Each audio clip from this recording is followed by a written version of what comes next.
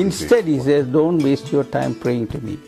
Show your gratitude to me by helping someone who is in need. The he you refer to is Sri Satya Sai Baba. In the last decade that he himself says his physical form will be with us, what do you expect he's going to emphasize the most? He would like to see all of us become far less selfish, far more absorbed with spreading the message of love and compassion. As he says, make your life my message. If you and I do that, I'm sure he would very much like to see that. The problems of the world are created from the mind, the restless mind, the greedy mind, the mind that is full of ambition and desires. The problems created by the mind cannot be solved by the mind. With all your committees, with all your million-dollar conferences, they can be solved only by the heart. That heart is what you saw in St. Francis. That heart is what you saw in, Gandhi, Mother Teresa, and people like that. In times of war, people yearn for peace.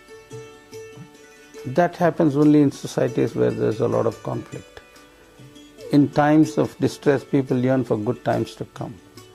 But those are local yearnings. We must have a global yearning for goodness, for honesty, for compassion. That's still not there.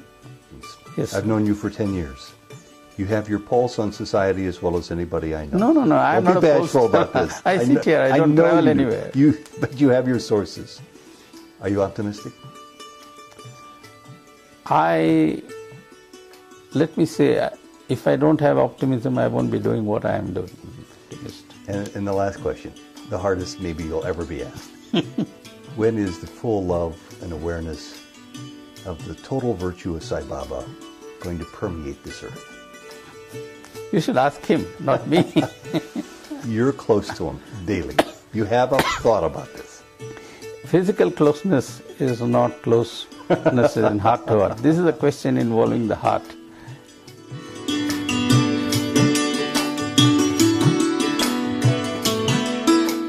He is the former Vice Chancellor for the Sri Satya Sai University in Puttaparthi, India, an individual in daily contact with Holy Man Sai Baba. Dr. G. Venkataraman, atomic physicist, pioneer of Radio Sai Global Harmony, heart-to-heart publications, and a prolific author. Welcome to Sojourns. This interview was recorded in Prashanthi Nilayam in January 2010.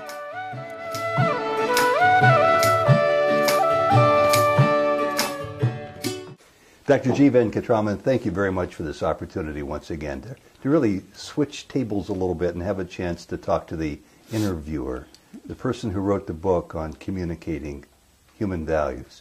I want to ask you, with the world in such an awful mess, now granted it's almost always in an awful mess, but this time around it's more awful than normal. How can human values realistically mitigate the trouble the people of the world are facing today?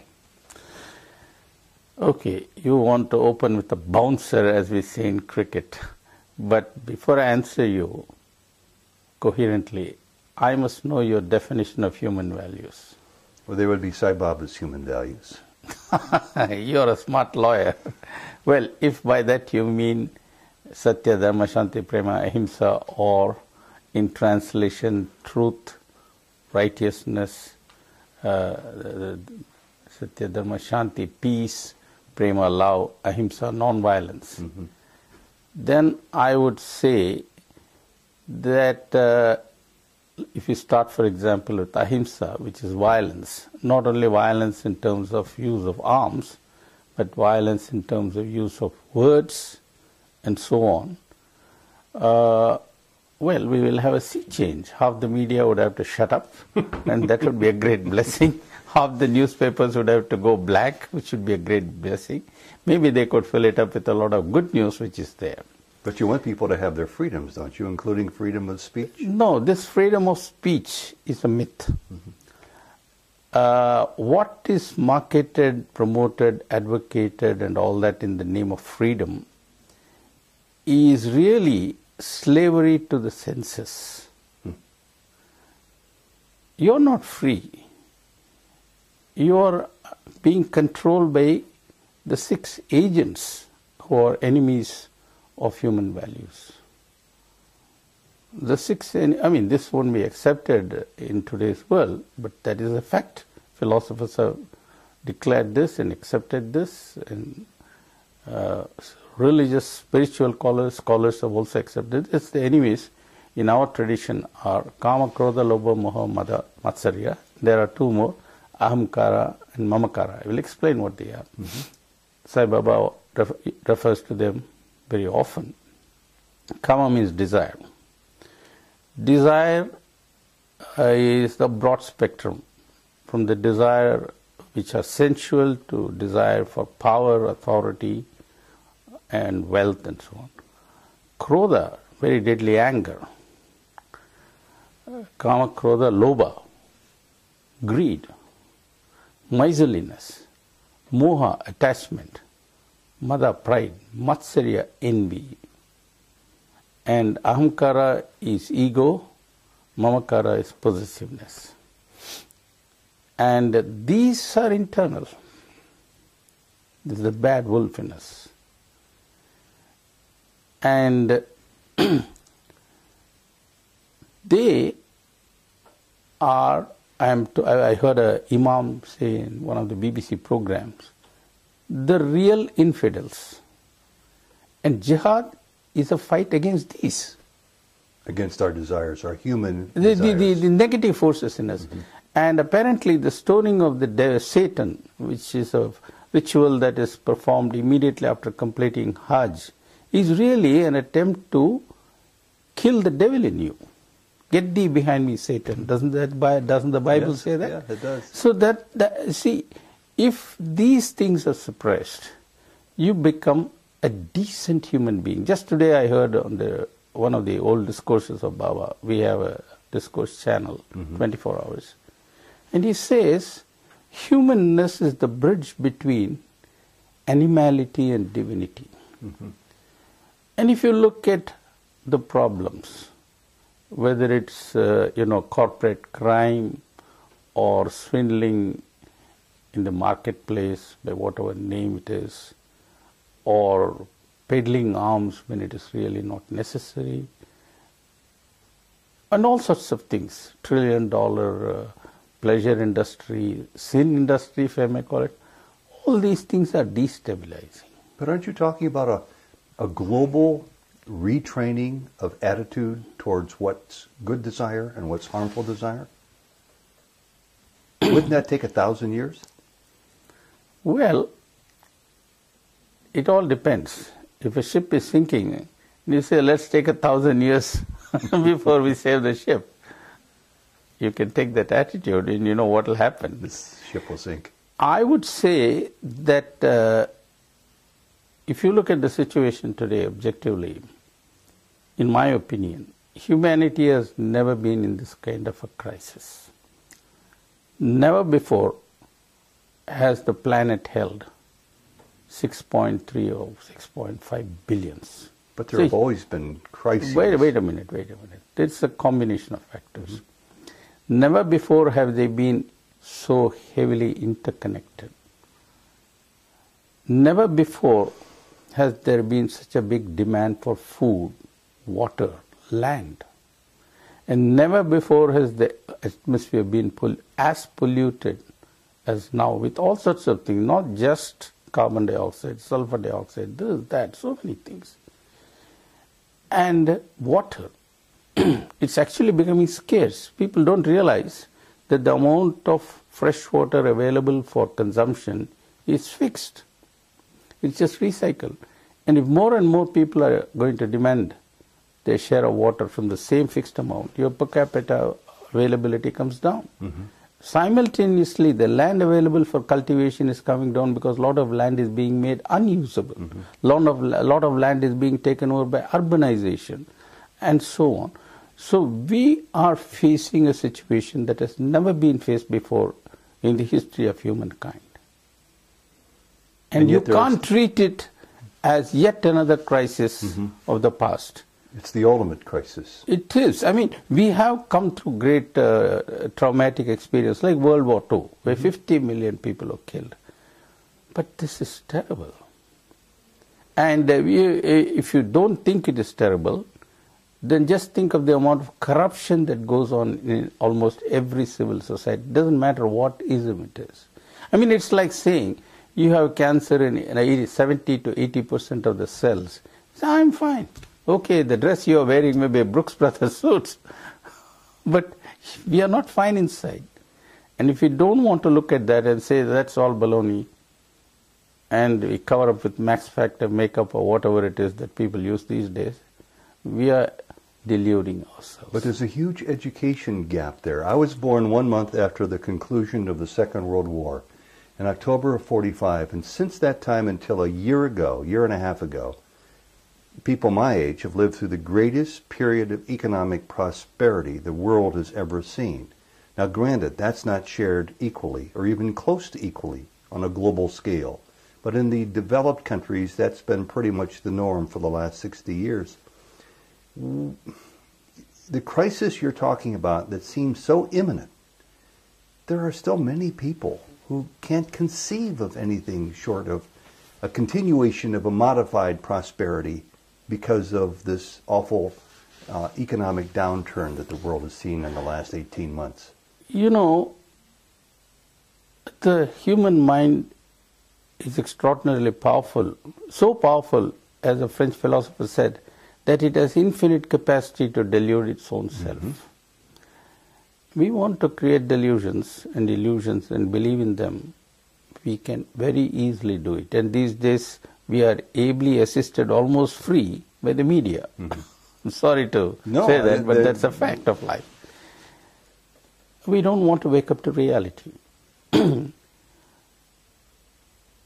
But just look at parts of the world where the kind of prosperity you're talking of is so remote, they can't even think of that kind of prosperity. We have a gentleman in Bombay. He's an old student of our university. He is now turned a professional photographer, freelancer, and occasionally his paper photos appear in the Time magazine or New York Times, Associated Press, and things like that. And he works for many NGOs.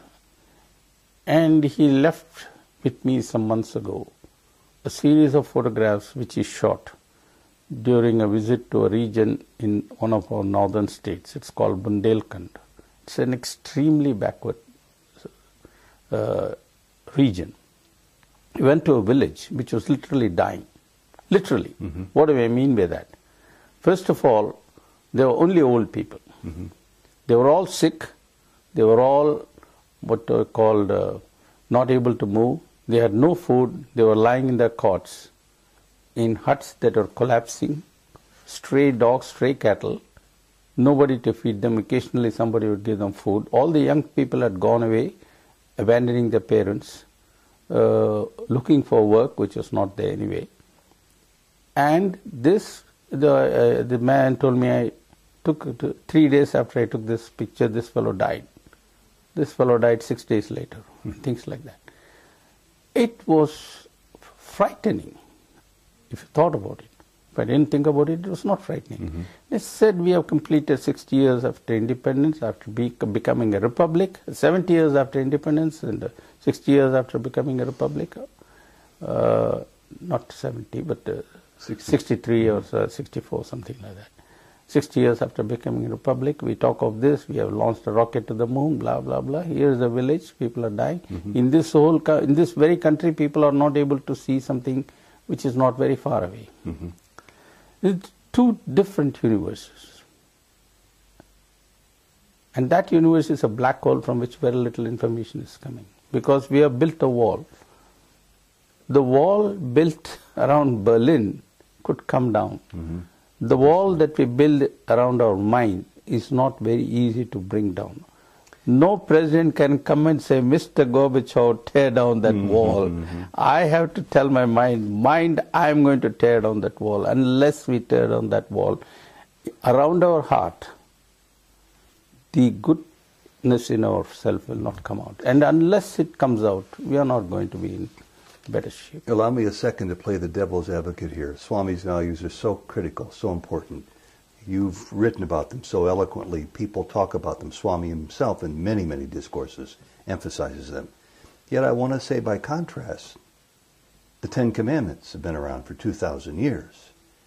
And look at its minimal impact on civilization when it comes to the problems you're putting your finger on right now. It's as if those values were non-existent. So how can these human values grab hold of society in a meaningful way? See, I'm not saying that this is a better prescription than what Moses said. In fact, if you look through history, what Sai Baba is saying has been said again and again. Jesus Christ gave his very life for that. But what have we done with Jesus Christ? Mm-hmm. We have packaged him, put it in between the two covers of a book, which we don't touch. I mean, just as we have given up the telephone directory, we have given up the Bible. Or we fight over it. Or fight over it when convenient. Mm-hmm. And instead made him into a shopping mall. Mm-hmm. That's what we have done. So it's not as if the great prophets were never there. As, human values, as we could describe them, were never discussed or preached or advocated. And it's not as if good people didn't live or make sacrifices.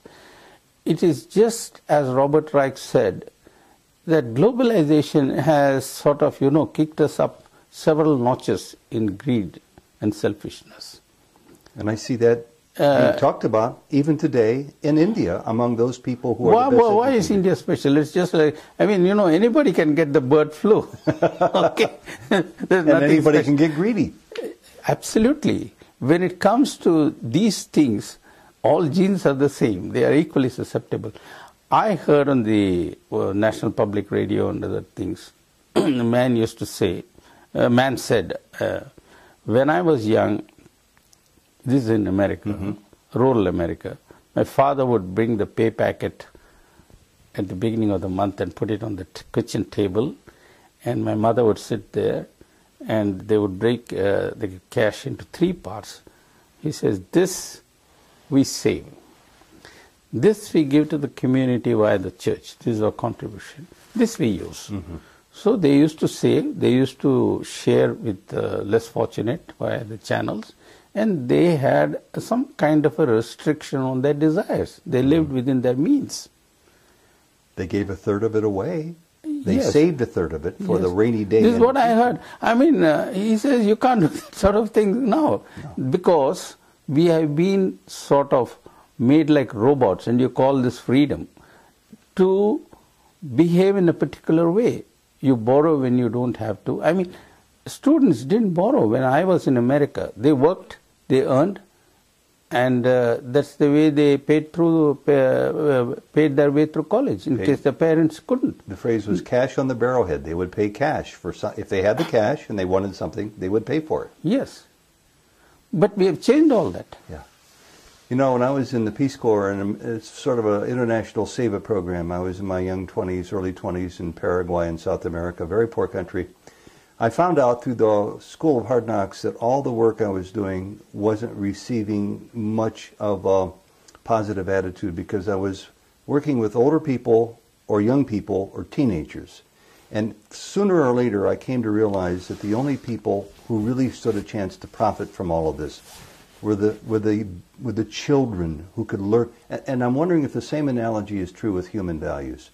With the adults today and the young people in their 20s and 30s who have been raised minus human values, is it possible to expect they can change by emphasizing them more in society? Or must you restrict yourself to work with the babes in arms and the young children for the future?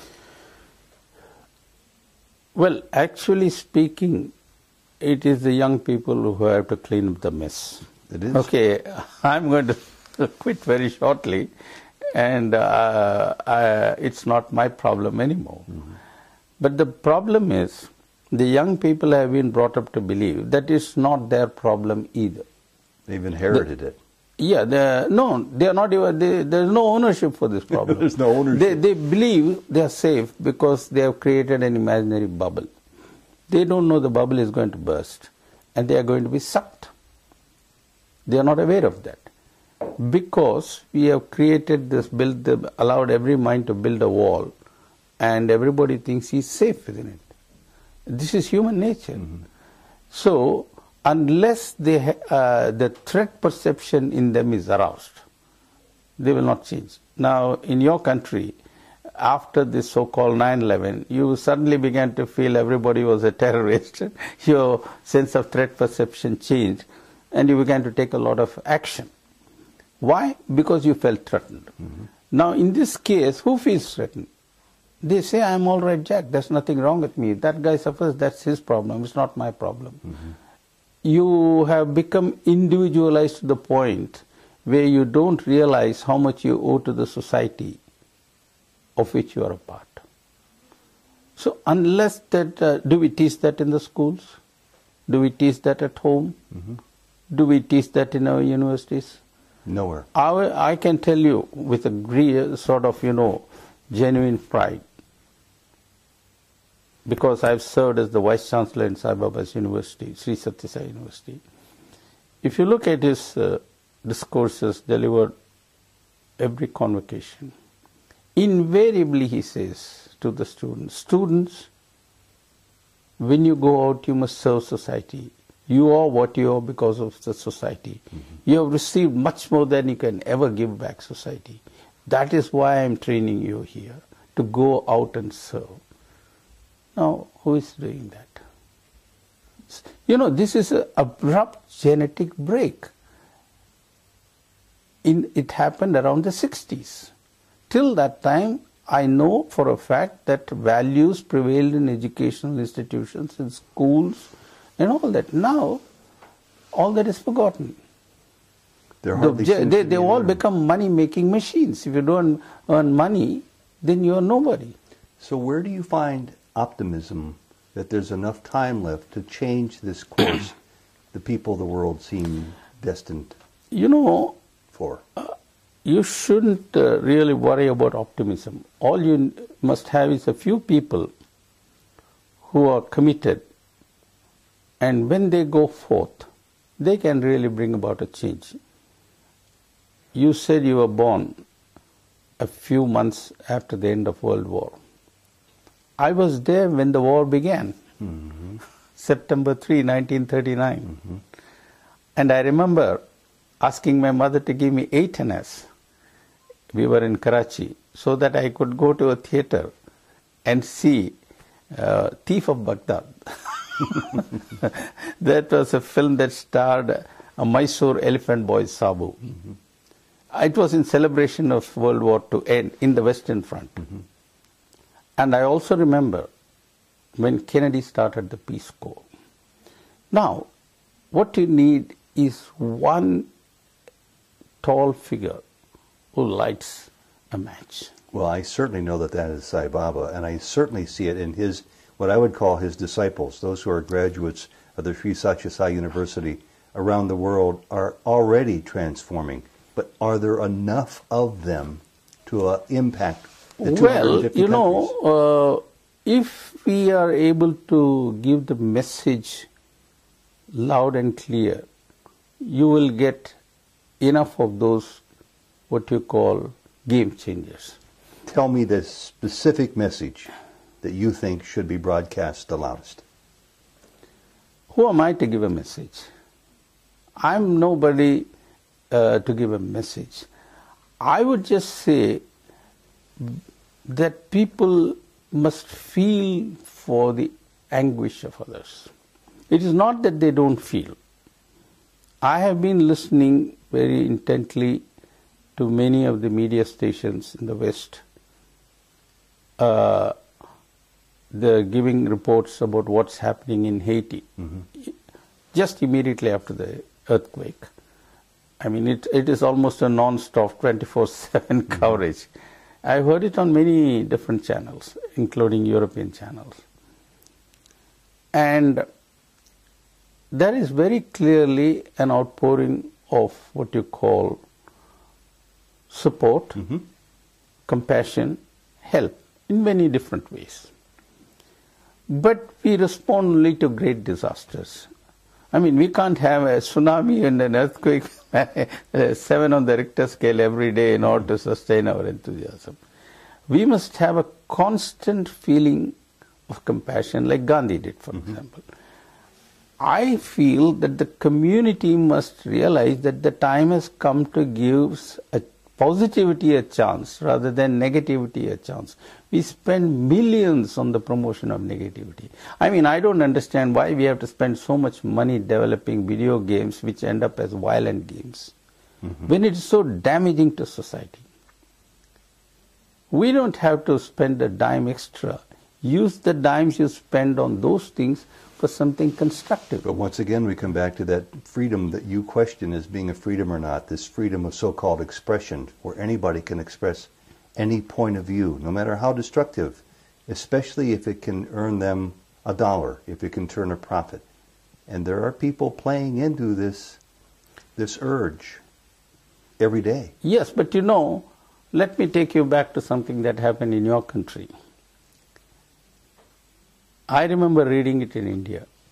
One fine day, the Surgeon General declares, smoking is dangerous to your health or something like that.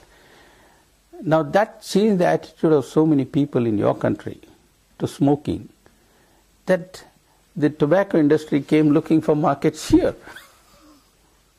So there are moments when people change. They did change for that. Yes. And similarly, you know, I was just astonished. I went to Japan twice, once on a business trip which was very short, and then once on Sai Baba's work. On that occasion, I met a lot of people. I was just amazed how people were almost unanimously against war. I mean, this was an imperial country which came almost to the doorstep of India via Burma. Oh, sure. And the people, after Hiroshima and Nagasaki, have turned against war. They paid a No, but big you know, price. that's all right. People pay the price and they forget it.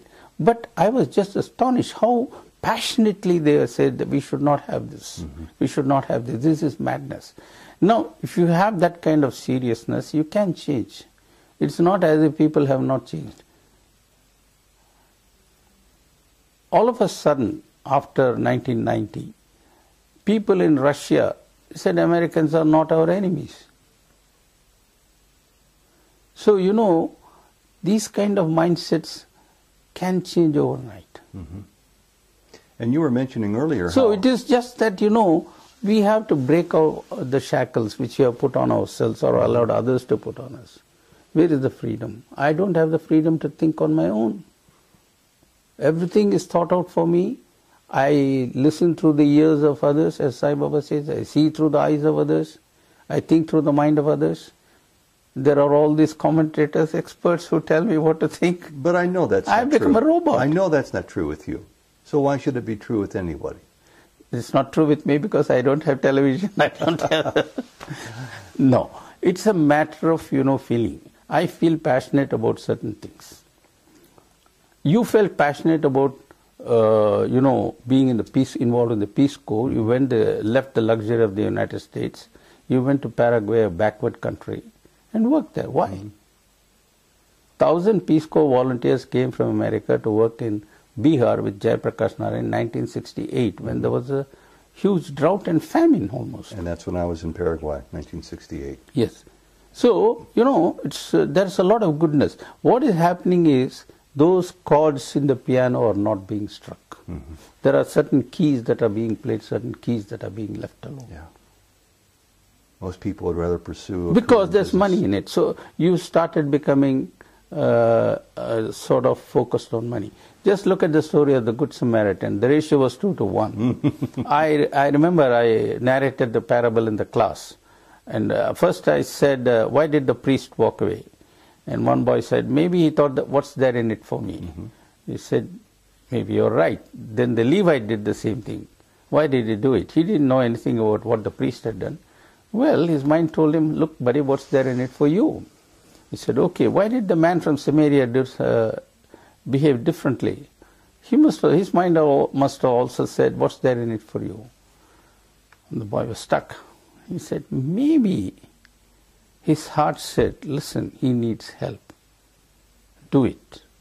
It's your duty. And when he did it, he experienced joy. So there was something in it for him after all.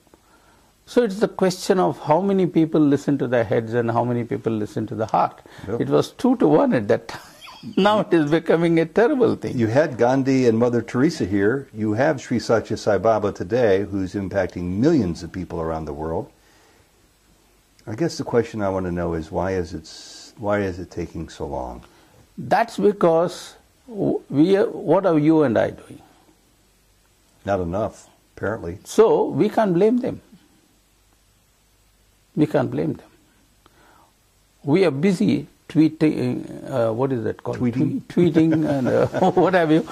I don't know what these things These are. social networks which have overtaken the world. So it's a damn waste of time. Absolute waste of time. It's ego-centered. It's vanity. Absolutely egocentric. Tremendously vain. Vain. Yeah. So we have eulogized this, we have glorified this. It's our fault. You get what we get, what we deserve. So how can we blame them? Even Jesus Christ needed apostles to take the message. That's what I was trying to say earlier. You know, he had passionate missionaries who had never seen Christ because they came 1500 years later. And they went to all corners of the world spreading the message of Christ. How come so much of Africa is Christian? How come Christianity is the religion in all the Pacific Islands? A lot of people felt very committed. How come whole of Latin America is Catholic? Mm-hmm. They had different religions there. So there were people who came and converted or whatever it is, but they were passionate about spreading some message in which they believed. A very tricky question. Thank you for alerting me. Those who embrace human values do it primarily because of their strong spiritual, religious convictions. You might even say the terrorists do what they do because of what they perceive to be their human values, their religious principles, their fight for the Supreme One. How are we to reconcile that in this world where there aren't enough human values practiced in general, and when we occasionally see people twisting the meaning of human values that ends up in destroying human life, not enhancing it? Look, the terrorists of modern times are just old wine in a new bottle. You've always had fanatics. Fanatics believe in something which is wrong, and in the past it has been religion, it has been ism, it has been all sorts of things. Mm-hmm. And these people who are doing these things are packaging their fanaticism in a certain cult, which is really not sanctioned. These Islamic terrorists, as opposed to, we have also plenty of terrorists of different shades, are using jihad. But scholars say that's not jihad. You are misusing a word. So just because they misuse something, it doesn't become religious terrorism. It's just a kind of fanaticism like Hitler had, or so many other people had, many other dictators had. I'm not trying to justify. All I'm trying to say is there's always a bigotry, hatred has been there. These people are using certain techniques. But this much is also true. People take to these things because of some reason. Things don't happen just like that. If you look at the history of Afghanistan, with all its backwardness, it was a peaceful country. Mm-hmm. For 70 years, it was a kingdom. It was a loosely sort of structured country that plodded along, isolated from others. And then there was meddling. That creates a reaction. Mm-hmm. Afghanistan is just one example. Yeah, it ferments, it grows and spreads. You create an imbalance, an asymmetry or something like that. You see the same thing in the jungles of Amazon. You have tribes, they still use bows and arrows We have such tribes in the Nicobar Islands. They still use bows and arrows. They settled there 40,000 years ago. They're still like that. These Amazonian Indians or tribes, I don't remember which country it was. That forest land was auctioned because it was supposed to contain natural gas and oil. So the big oil company, big oil bid for it. And they tried to come there. So these people said, this is where we have lived for thousands of years, get lost. So you try to disenfranchise them, take away their space, either culturally or in terms of religion, faith, or whatever it is, there's bound to be a reaction. So I think we have to, of course, contain the rash, but we have to go to the root cause. When there is some body ailment, the first thing that happens is BP goes up, temperature goes up and all that. You have to take care of those things. Then you have to find out what is it. Is it typhoid? Is it malaria? And then try to fix it. Now when we when you go into those issues, we very often find, not always, but very often find, there has been somewhere an asymmetry and somebody has taken away something from someone else, which is in an unjustified manner. That has to be corrected. And what we therefore have to do is, those who have the blessings of knowledge must realize, I have been given more than I deserve, and that has come to me from someone else, and I have to give back. I heard a man speak on one of the talk shows. He said after he graduated, he was wondering what he should do. This is in America. He said, I've got a good education, college degree. There are many people who don't have that.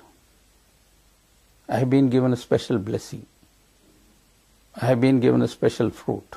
I must share this with others.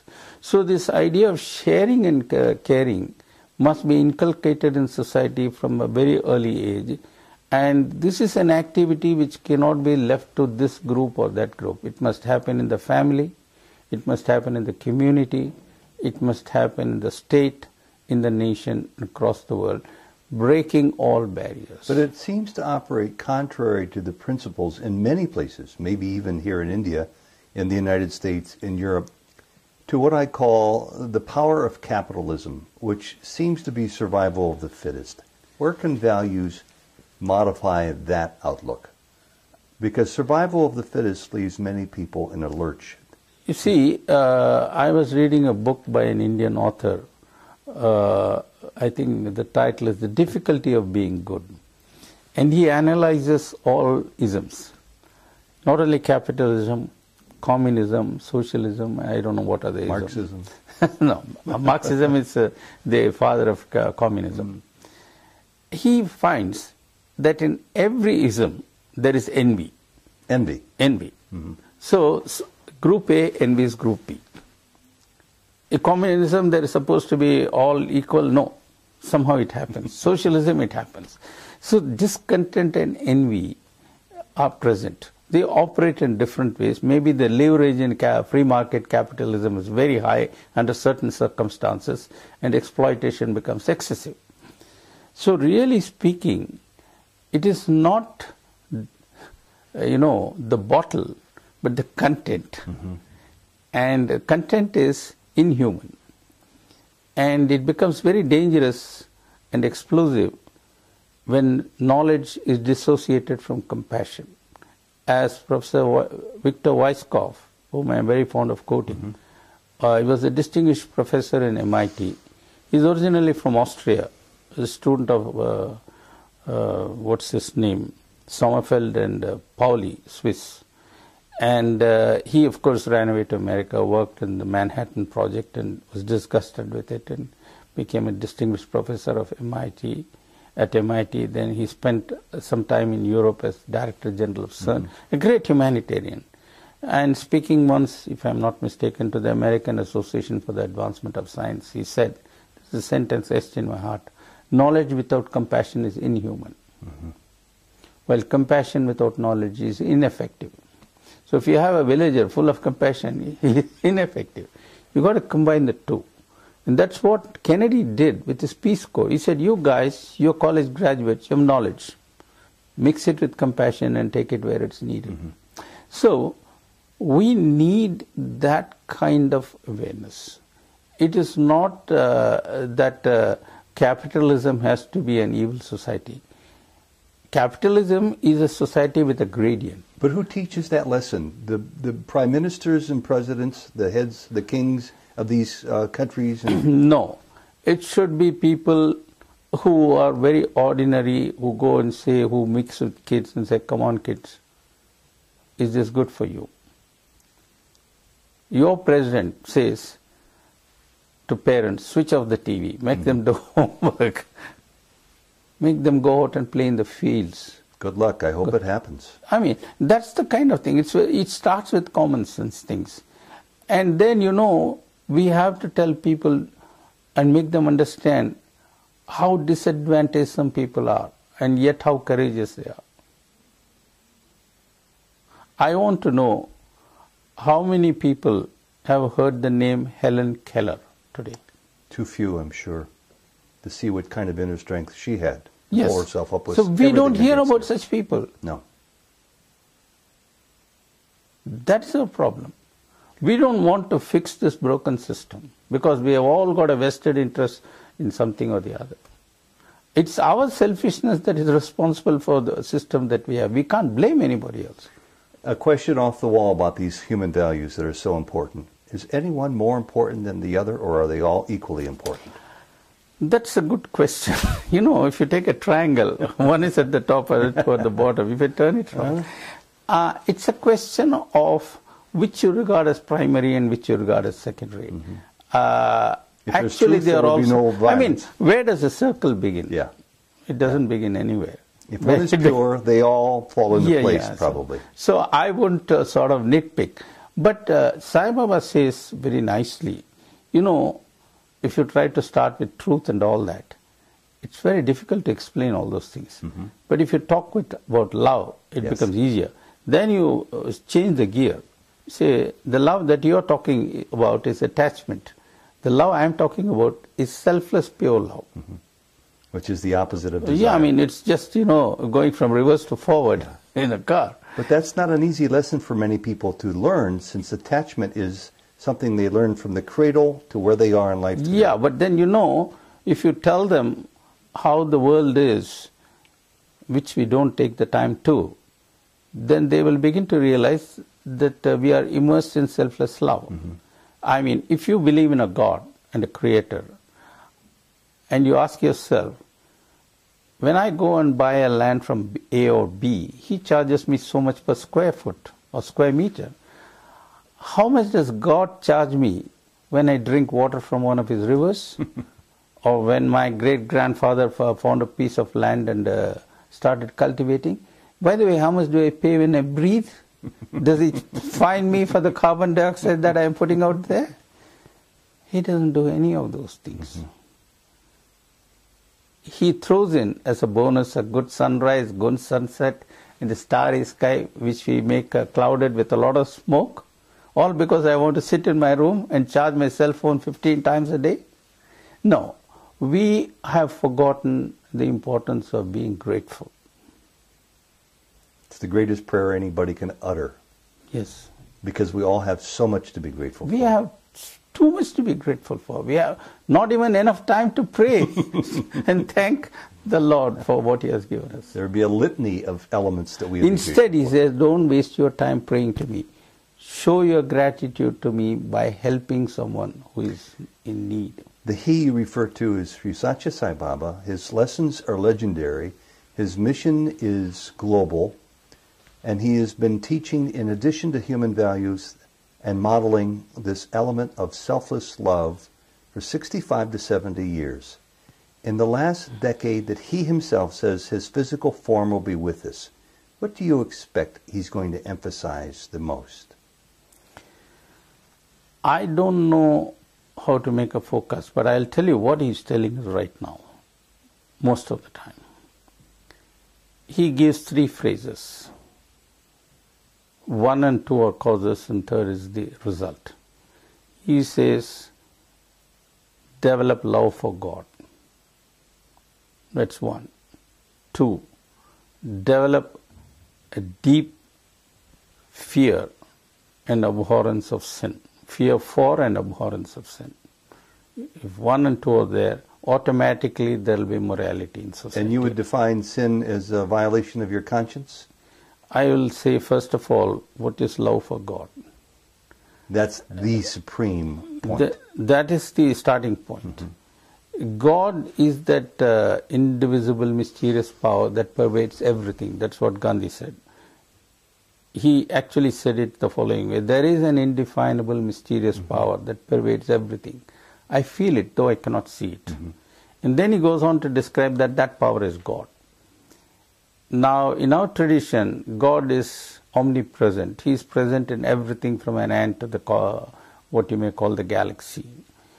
So once I know that divine power is there, I hate to hurt anything. Even an ant? Even an ant. So I don't go around killing tigers saying it's good for me. They have their space. I didn't create them. I won't hurt anybody. They have their purpose. They have their purpose. In fact, he says even your body doesn't belong to you. So don't hurt your body by overeating, talking too much, doing this, doing that, abusing it, and so on. So that is love for God. And sin is not merely what Moses said, but sin is anything that my conscience disapproves of, or which I think God would be displeased with. Son, that's not what I expect you to do. Yes. Sin is anything. Sin is anything that comes between me and God. And if you focus on and that it is first one, like, total purity, because oil does not mix with water. So I don't want to be contaminated with oil, because then I cannot be one with God. If everyone does this, automatically there will be morality in society. So you're saying point 1 followed, point 2 followed, leads to morality. Yes, QED. You're a scientist. You're a realist.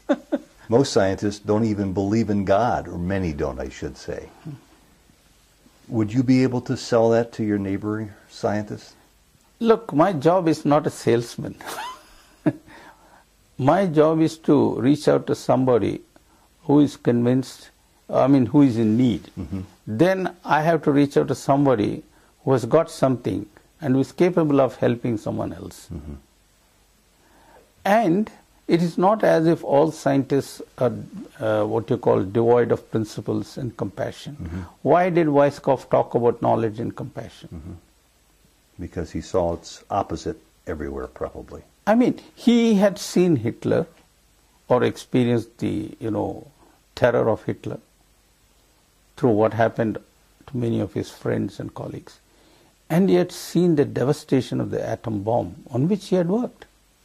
He said, this is not what I was created for. This is not my job in life. So, when you fill your life with a purpose, a goal, a noble ideal, then you will not have time for all these things. So, we have to start going back to idealism. And the 3 points elucidated by Sai Baba, as you suggest today, over and over again, is the way to do that. And you gave a wonderful answer to his... Did I? I didn't. Well, because I asked what his current emphasis is on. If, as he says, we are going to enjoy the fruits of his physical form for the next 10, 11 years, I guess the question on my mind and in the mind of a lot of people who love him and follow him is, what can we expect to see? Because he's gone through epics. He's gone through various stages where his message has both differed and become elevated as the years would go by. See, I don't want to be a crystal ball gazer, but I would tell you what he would like to see. Okay. He would like to see all of us become far less selfish, far more absorbed with spreading the message of love and compassion. As he says, make your life my message. If you and I do that, I'm sure he would very much like to see that. I'm a broadcaster, you're a broadcaster, with huge credentials behind your name. How best can we do that without missing the forest for the trees? The most we can expect to do is to hit Tom, Dick, and Harry, every few people here and there who might be tuning into Radio Sai or on the internet, how more effectively can we do this? I'm glad you asked that question. You know, in order to be effective, you call me a broadcaster. I really would like to. I bet you've never been called that before. No, not really. I preach to a small number of converted. That's not enough. We really have to reach out to the intelligentsia and the intellectuals. Exactly. And they have got so much out of touch with these kind of old-fashioned concepts. They seem to believe there's nothing in it. They have outlived their utility and they are no longer useful. No, it is not like that. I have read Lester Brown's book. I heard Jeffrey Sachs' BBC Read lectures. And they all seem to feel that the problems of the world, which they enumerate in terms of climate changes, that and all that, can be solved through technology. I don't believe that. The problems of the world are created from the mind, the restless mind, the greedy mind, the mind that is full of ambition and desires. The problems created by the mind cannot be solved by the mind. With all your committees, with all your $1 million conferences, they can be solved only by the heart. That heart is what you saw in St. Francis. That heart is what you saw in, Gandhi, Mother Teresa, and people like that. So you don't need big budgets, but you need a big heart. Lots of love and compassion. And you got to get people convinced. Somebody up there who commands attention, if he gets up and says, listen folks, this is the way to do it. We need a few people who are icons of today's world, who talk about that. Who don't mind running the risk of being called idealistic, who can really, from their heart, with their compassion I would and consider it a privilege. I mean, you must have ideals. You must be able, but it's so easy to become cynical in this world where people can say there's an ulterior motive. Cynicism is an easy escape route because I don't want to spend my time. I don't want to spend my energy. This is a short life. I got to have a ball. See? That's how the prevailing thought goes. Yes, but that was not so just a short while ago. I mean, let us face it, all these people who talk like that, supposing the fellows who were sent to fight Hitler had said, no, who the hell cares, let Hitler do what he wants. And many did. Yeah, but that might have been in America, not in Britain. They couldn't do that. No. Oh, what did Churchill say? We'll fight them in the beaches, we'll fight them with beer cans, we'll fight them with beer bottles, we'll fight them with our knuckles. I was referring to many of his own countrymen seemed to be too willing accomplice to go along with what was so on the surface abhorrent. So many people seemed to be a party to his craziness. But certainly you're right. In the places where the victims could feel his wrath, they were willing to fight it to the very end. And did. No, you see, we should not allow huge cancers to develop and then, fight it the way we do.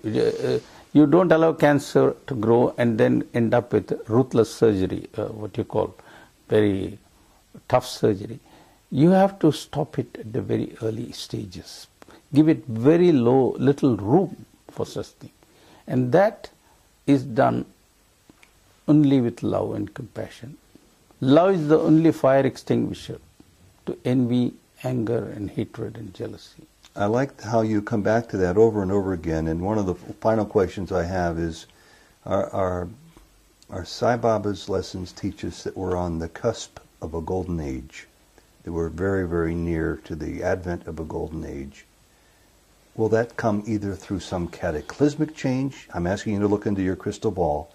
Or will it come from what you've been talking about, some strong individuals standing up, male and female, and saying, we have to change today the way we view our responsibility to one another? You may be disappointed with my answer. I am a sort of, having come from hardcore science, a practical-headed person. I don't bother about what kind of notions people have about these things. I am reminded of a Tolstoy story where all the village was full of simpletons. They thought some kind of a magic was going to occur. I say instead, this is the problem, this is the way to deal with it, let's get on with it. And if we do it, and we are able to spread it, then we can get coherent action like in a laser, and then instantly things will change. So I am more interested in sort of triggering the onset of lasing or superconductivity as we have in physics, where coherence produces remarkable effects. And when it happens, it will happen just like that. So the coherence, which you talk about a lot in your writings especially, is supercritical. No, it starts with a discipline. It is not just magic of numbers as in the case of the atom bomb. This is a situation where the property of the entire thing changes. Let me give a very simple example with the laser. If you see this kind of lights, these tube lights, basically it's a gas discharge tube, and the molecules emit light and the light goes in different directions. You say that's incoherent. First of all, the directions are random. They go in all directions, and they are out of step with each other. Just wave packets being fired in all directions like bullets. It's like a crowd getting out of a stadium after a ball game or something like that. Just sort of dissipating. But you take a army that is marching. Total coherence. Say, and say we have a Republic Day parade. You must be having marching bands and things like that. Everybody is in step. There's coherence. That is what happens in a laser because of the way it is constructed. The atoms are all to march in step. Then the light becomes amplified, extraordinarily powerful, and it goes only in one direction. You can shine a laser beam at the moon, and if it is well designed, the width of the beam will be just about 10 meters or even less. You know, they use that to find how continents move away from each other. They can measure it very accurately. They harness the power. Yeah, and you can do all sorts of things with lasers. So the same atoms are sort of disciplined, and it's not as if there's somebody sitting with a big brother is not sitting with a stick. They sort of cooperatively, spontaneously do that. Two final questions. Yes. I've known you for 10 years. You have your pulse on society as well as anybody I know. No, I'm not Don't be bashful about this. I sit here, I don't travel anywhere. But you have your sources. Are you optimistic? Let me say, if I don't have optimism, I won't be doing what I am doing. So you got to be optimistic whether you like it or not. It's like a doctor, you know, who has got a patient. He has no business to be a pessimist. As long as the heart beats, it better be an optimist. You don't go and ask him, are you an optimist? If he tells you, no, I'm not, then you're in trouble. So if you're in this business, you have to be an optimist. And the last question, the hardest maybe you'll ever be asked. When is the full love and awareness of the total virtue of Sai Baba going to permeate this earth? You should ask him, not me. You're close to him daily. You have a thought about this.